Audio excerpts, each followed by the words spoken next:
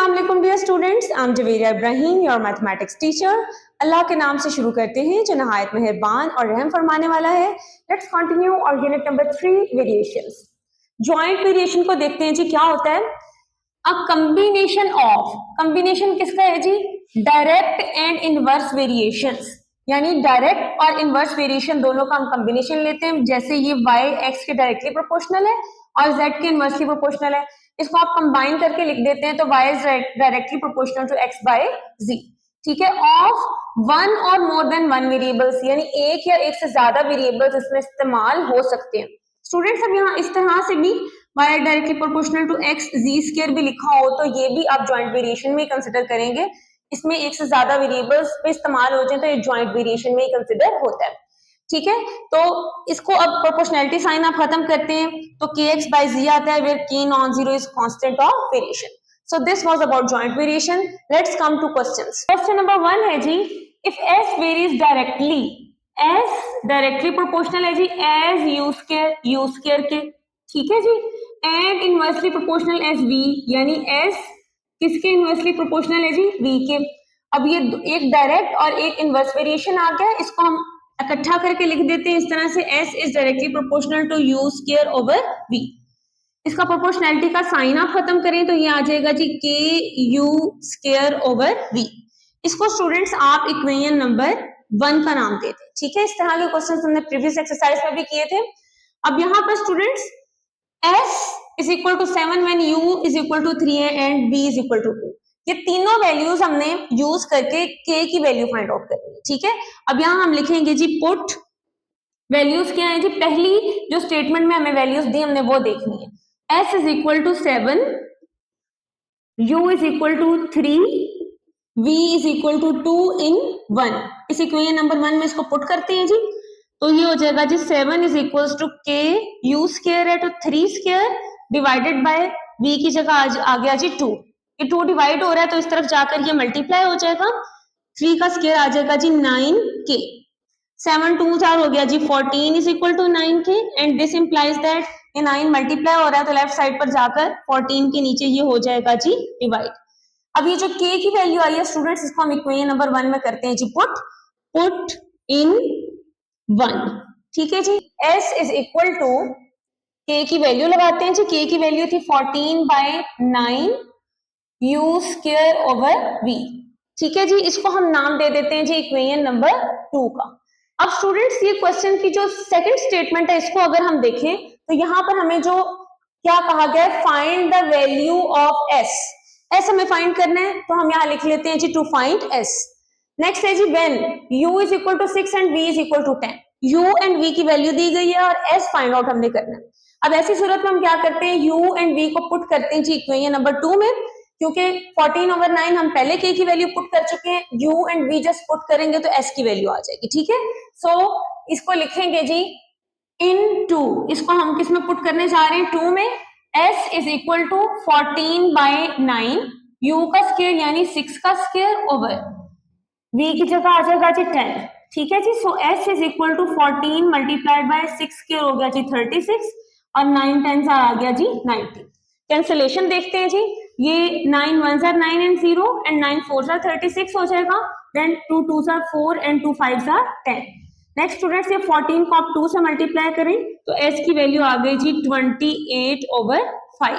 यही हमें find out करनी थी। स्टूडेंट्स क्वेश्चन नंबर 2 देखते हैं। If w varies jointly, w की वेरिएशन है as x y square and z, varies की बात की, इनवर्स की बात नहीं की, तो डायरेक्टली प्रोपोर्शनली होगा ये सब। w directly proportional to x, फिर किसकी बात की है जी y स्क्वायर की, और फिर किसकी की है जी z की। ठीक है, इन तीनों का प्रोडक्ट बनेगा क्योंकि w वेरीज जॉइंटली लिखा है, जस्ट इनवर्स की बात इसमें नहीं हुई हुई। ठीक है, अब इसका प्रोपोर्शनैलिटी साइन खत्म करते हैं तो w बराबर आ गया जी kx y स्क्वायर z। इसको स्टूडेंट्स आप नाम दे देते हैं जी इक्वेशन नंबर 1 का। अब k की वैल्यू फाइंड आउट करने के लिए स्टूडेंट्स हम स्टेटमेंट का पहला हिस्सा देखते हैं। स्टेटमेंट के पहले हिस्से में w की x y और z इन चारों की वैल्यू दी गई है। ठीक है, 5 2 3 एंड 10।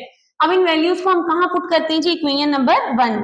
पुट दिस इन 1 में पुट करते हैं जी, तो क्या बन जाएगा, w की जगह आ गया जी 5 इज इक्वल टू k ऐसे ही आ जाएगा, इस x की जगह पे आ गया जी 2, y स्क्वायर की जगह लिखेंगे जी 3 का स्क्वायर और z की जगह लिख देंगे जी 10। अब स्टूडेंट्स 5 बराबर हुआ k इंटू 2 इंटू 3 का स्क्वायर हुआ 9 इंटू 10। इन सबको आपस में कर देते हैं जी multiply. 5 is equals to k into 2 9s are 18 and 18 10s are 180। अब 180 स्टूडेंट्स लेफ्ट साइड पर मल्टीप्लाई हो रहा है तो ये राइट साइड पर आकर 5 के नीचे डिवाइड हो जाएगा and this implies that k is equals to 5 over 180। Cancellation देखते हैं जी, 5 1s are 5, 5 3s are 15 and 5 6 are 30। तो k की वैल्यू स्टूडेंट्स आ गई हमारे पास, k is equals to 1 over 36।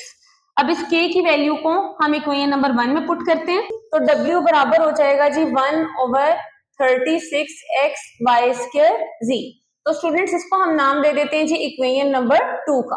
ठीक है, नेक्स्ट स्टेटमेंट का दूसरा हिस्सा देखें जी, फाइंड w। अब हमें w फाइंड आउट करना है when x y and z, x 4 y 7 and z 3, ये तीनों वैल्यूज हमें दे दी गई हैं और हमें w फाइंड आउट करना है। ठीक है, अब हम क्या करते हैं जी, इन सब वैल्यूज को इक्वेशन नंबर 2 में करते हैं जी put these all values is in equation number 2।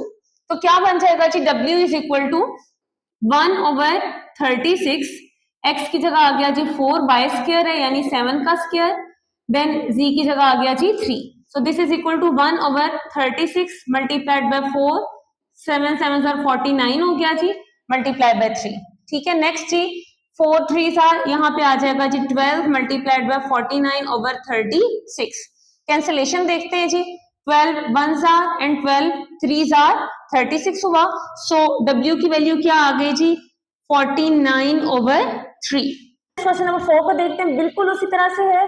If u varies directly as x square, u varies directly as x square हुआ and inversely as yz cube, और इनवर्सली यानी डिनोमिनेटर में क्या आ जाएगा जी yz क्यूब। ठीक है, और आपको पता है कि स्टेटमेंट के पहले हिस्से में जो वैल्यूज है वो सारी हम पुट करके किसकी वैल्यू फाइंड आउट करते हैं जी, k की। ठीक है, ये प्रोपोर्शनैलिटी का साइन हमने खत्म करके इसको इक्वेशन नंबर 1 का नाम दे दिया और यहाँ से u x y and z की वैल्यू हमने इक्वेशन नंबर 1 में क्या कर दी है जी, पुट कर दी है। ठीक है, ये 8 स्क्वायर क्या बन जाएगा जी, 64 हो जाएगा।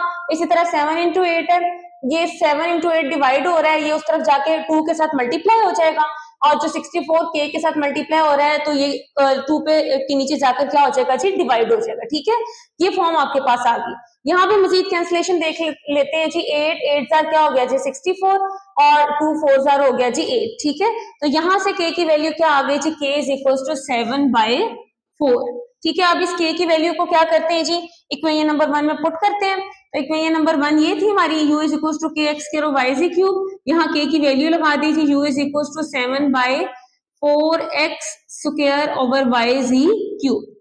अब स्टूडेंट्स जो स्टेटमेंट का दूसरा हिस्सा होता है वहां से हमने ये देखना होता है हमें किसकी वैल्यू और चाहिए। ठीक है, हम find the value of u हमें चाहिए when x is equal to 6, y is equal to 3 and z is equal to 2। ये सारी वैल्यूज पुट करके हमें क्या फाइंड आउट करना है, u। तो अब हम क्या करते हैं, ये सारी वैल्यूज को इक्वेशन नंबर 2 में करते हैं पुट। आपको पता है सबसे पहले k की वैल्यू फाइंड करते हैं, उससे जो इक्वेशन आती है आप उसको 2 का नाम देते हैं। नेक्स्ट जो फाइंड करने के लिए कहाँ क्या होता है, उन सारों को हम किस में पुट कर देते हैं, 2 में पुट कर देते हैं। ठीक है, तो ये बन जाएगा जी u is equal to 7/4, x square है तो 6 का स्क्वायर डिवाइडेड बाय y की जगह आ गया जी 3 मल्टीप्लाई बाय z क्यूब मतलब 2 का cube. So u is equal to 7 multiplied by 36 over 4 3 are जी हो गया 12 मल्टीप्लाइड बाय 2 का क्यूब आ गया 8। ठीक है, अब ये कैंसिलेशन देख लें जी, ये हो जाएगा जी 12 3 आर 36 और यहाँ से हमारे पास u की वैल्यू आ गई जी, this implies that u is equal to 7 3 are जी 21 ओवर और ये 8 है नीचे तो u is equal to 21 over 8। Question number 3 5 and 6 ये इनका हिंट है जी, you can solve this easily. इनको सॉल्व करें और मुझे बताएं कमेंट बॉक्स में कि आप सॉल्व कर चुके हैं। Will see you in the next video. Allah Hafiz.